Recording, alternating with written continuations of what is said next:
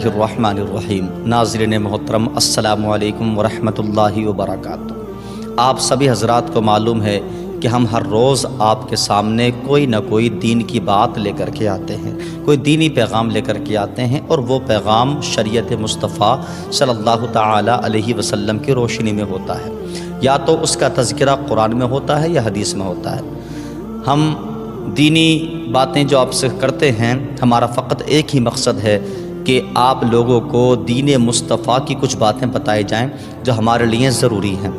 अज़ीज़ान मोहतरम, हम यूं ही इंशाअल्लाह ज़िंदगी भर ये काम करते रहेंगे। हमने अहद किया है, इरादा किया है, और आपकी बारगाह में हम ये अर्ज़ करते हैं कि आप भी दुआ करें कि अल्लाह रब्बुल इज़्ज़त हमें अपने मकसद में कामयाबी अता फ़रमाए।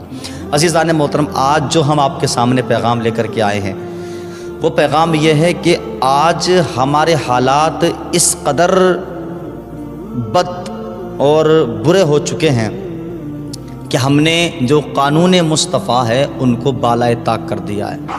हम दीनी किताबों को पढ़ते नहीं हैं, इस्लाम को समझते नहीं हैं, मुस्तफ़ा सल्लल्लाहु अलैहि वसल्लम की दीन को हम समझते नहीं हैं, और हम अपनी मनमानी जैसा हमें चाहिए होता है वैसा हम कर गुज़रते हैं। हालांकि यह हमारा तरीक़ा सरासर शरअन गलत है। अगर कोई भी आप काम करें और वो काम जिससे कि आप सवाब की उम्मीद करते हैं, तो उस काम को चाहिए कि पहले आप शरीयत के मुताबिक उसकी छानबीन करें, उसकी तहक़ीक़ करें, पता करें कि इस काम को करने में गुनाह है या सवाब है, और इस काम को करने का सही तरीक़ा क्या है। एक वीडियो बहुत ज़्यादा वायरल हो रही है, मैं आपको उस वीडियो का लिंक भी दे दूंगा, और मैं कुछ 1 मिनट की या 2 मिनट की आपको वो वीडियो भी दिखाऊंगा। अपनी वीडियो के अंदर एक बुज़ुर्ग ने एक वाक़या अपनी ज़िंदगी का बयान किया। वो कहते हैं कि मैं एक मस्जिद के अंदर जुमे की नमाज़ अदा करने के लिए गया था। जब मैं जुमे की नमाज़ अदा करने के लिए गया था, तो मैंने नमाज जुमा अदा करने के बाद जब मैं बाहर निकला, सब लोग जा चुके थे, सिर्फ 2-3 लोग मस्जिद के अंदर बाकी थे, तो मैं भी बाहर आया। मैंने सोचा कि मैं घर जाऊंगा। तो जब मैं घर जाने के लिए मस्जिद के गेट पर आता हूं, तो मैंने क्या देखा कि गेट पर एक मर्द और एक औरत मौजूद हैं, और औरत झोली फैलाए बैठी है, उसके पास एक थैला है, और मर्द बेचारा खड़ा है, बुढ़ापे का आलम है, और उसके हाथ में एक बैग है जिसके अंदर कुछ किताबें हैं, इतर है, सुरमा है और मिसवाक है। तो ये बुज़ुर्ग वाक़या सुनाते हैं कि ऐसा हुआ कि जैसे ही मैंने मस्जिद के गेट पर कदम रखा, जब मैं आया तो मैंने देखा कि एक साइड में मर्द खड़ा हुआ है और दूसरी साइड में एक औरत है। औरत का काम है कि वो लोगों से पैसा मांग रही है, मदद मांग रही है, और लोग जो है उसकी मदद कर रहे हैं, उससे 10 रुपये 20 रुपये दे रहे हैं, जितना भी जो दे सकता है दे रहा है। और एक तरफ वो जो आदमी खड़ा हुआ है, उसके हाथ में मिसवाक है, किताबें हैं, सुरमा है, इतर है।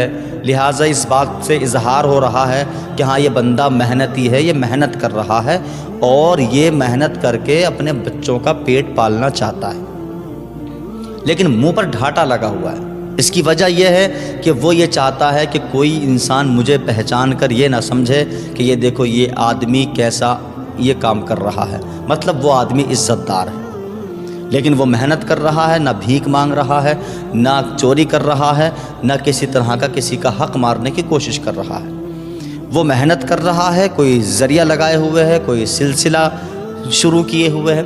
तो मैंने देखा कि उसकी मिसवाक को कोई नहीं ख़रीद रहा है, किताबों को कोई नहीं ख़रीद रहा है, सुरमा और इतर कोई नहीं ख़रीद रहा है। इधर ये औरत बैठी है, और इसको लगभग 50% लोग इसको मदद करके जा रहे हैं। कोई 10 रुपये दे रहा है, कोई 20 रुपये दे रहा है। बहरहाल मैंने इस चीज़ पर ध्यान नहीं दिया। मैंने सोचा कि चलो एक मिसवाक ख़रीद लेते हैं। अब मैंने मिसवाक ख़रीदा। मिसवाक ख़रीदने के बाद जैसे ही मैंने उसको उसकी कीमत देना चाहा, उसने कहा कि 10 रुपये की मिसवाक है, तो मैंने 100 का नोट दिया, लेकिन उसके पास में 100 के खुले भी नहीं थे। 100 के नोट के उसके पास में छुट्टा पैसे नहीं थे। तो मैंने कहा कि भाई आप 2 दे दो, 80 रुपये आप मुझे वापस दे दो।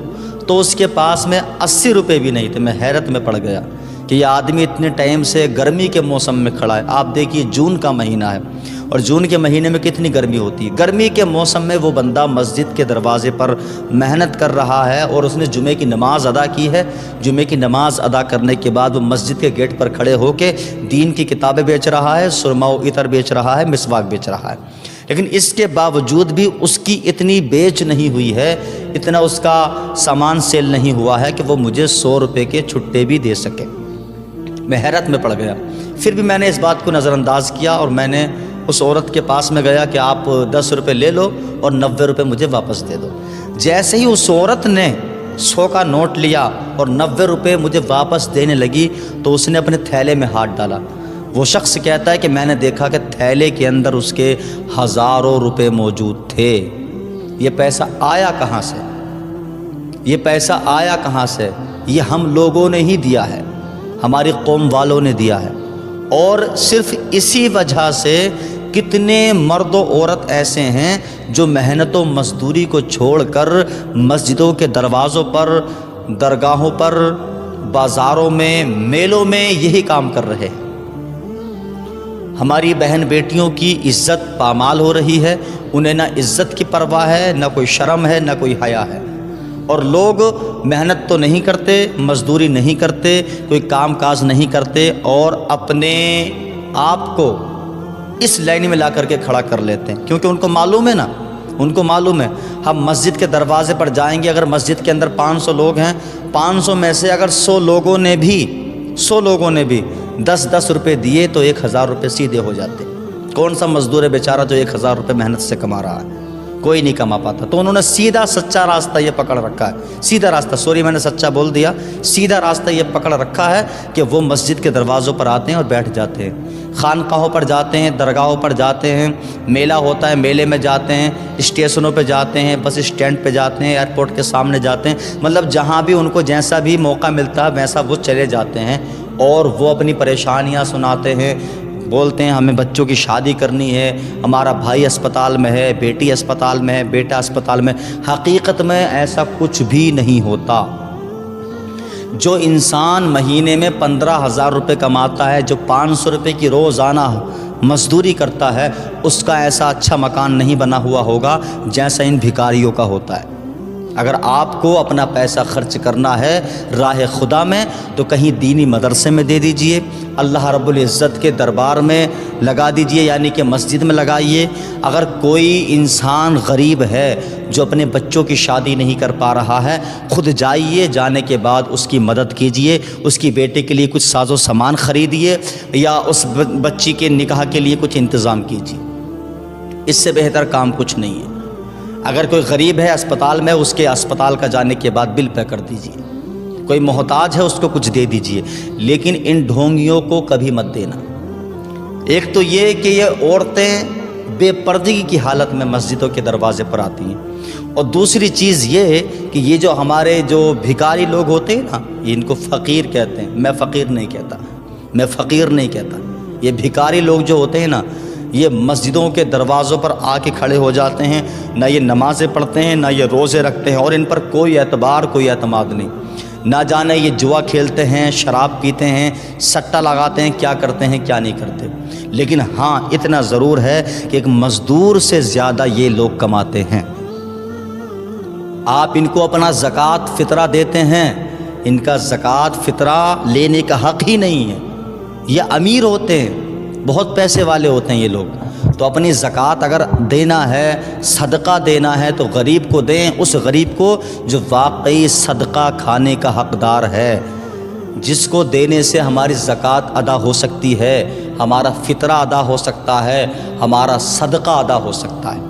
وآخر دعوانا ان الحمدللہ رب العالمین۔ السلام علیکم ورحمۃ اللہ وبرکاتہ۔